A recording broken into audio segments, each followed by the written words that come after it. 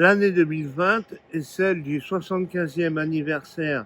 de la victoire sur le Reich nazi, concrétisée par sa capitulation sans condition, signée le 7 mai 1945 à Reims et le 8 à Berlin.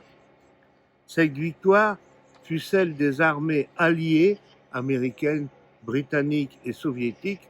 qui fournirent l'essentiel de l'effort militaire victorieux, mais aussi celle d'autres pays qui s'étaient joints à la coalition antifasciste, et les forces françaises libres, les FFL,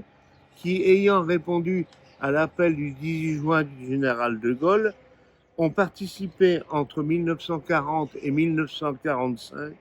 au combat en Algérie, en Italie, sur le front de l'Est avec l'escadrille Normandie-Niemen, et ont formé avec les combattants de la résistance l'armée française de la libération luttant aux côtés des Alliés. Cette victoire fut aussi celle des peuples qui luttèrent contre la barbarie de la répression nazie à laquelle s'associèrent les régimes fascistes alliés du Reich hitlérien et les régimes mis en place dans les pays conquis, tels en France celui de l'État français pétainiste. Ils n'auront cessé de mener la lutte de résistance nationale contre l'occupant pour la liberté. Dans notre pays, dès 1940, dès les premiers jours de l'occupation, des gestes de résistance se manifestèrent, des structures de résistance commencèrent à s'organiser et les premiers journaux clandestins de résistance à être édités et publiés. Malgré la répression menée par l'occupant nazi et le régime pétainiste à sa solde contre les patriotes, emprisonnés, torturés, fusillés, internés, déportés dans les camps de la mort, cette résistance se renforça au fil des mois, donnant naissance à une multitude de groupes d'action et de propagande, de réseaux d'évasion et de renseignement. Leur coordination ainsi que le renforcement de leurs liens avec la France libre seront la tâche à laquelle se consacrera Jean Moulin. Ce qui se concrétisera le 27 mai 1943 à Paris, 48 rue du Four, avec la formation, sous la présidence de Jean Moulin, du Conseil national de la résistance, le CNR, rassemblant 8 principaux mouvements de résistance, 5 dans la zone nord occupée par la Wehrmacht nazie depuis l'armistice de juin 1940, et 3 de la zone sud envahie par les Allemands le 11 novembre 1942, ainsi que 6 partis politiques clandestins et 2 centrales syndicales. Cette création du CNR, représentant la résistance, laquelle va se placer sous l'autorité du Comité national français présidé par le général de Gaulle, renforça la légitimité du chef de la France libre auprès des Alliés. J'en fus à l'instant plus fort, dira-t-il, car il représentait ainsi la France combattante tant à l'intérieur qu'à l'extérieur du pays. Elle va aussi, en unifiant toutes les forces de résistance, la mise en place dès la fin 1943 des comités locaux et départementaux de la libération, la création début 1944 des forces françaises de l'intérieur, les FFI, qui vont avoir un rôle important dans la libération de la France. La création du CNR va permettre l'élaboration et l'adoption d'un programme qui sera publié le 15 mars 1944 dans la clandestinité sous le titre « Les jours heureux ».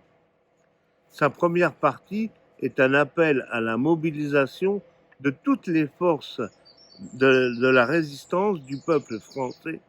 pour hâter cette libération tant espérée. Le 18 avril déjà 1942, le général de Gaulle avait déclaré à la radio de Londres « L'insurrection nationale ne peut être séparée de la libération nationale ».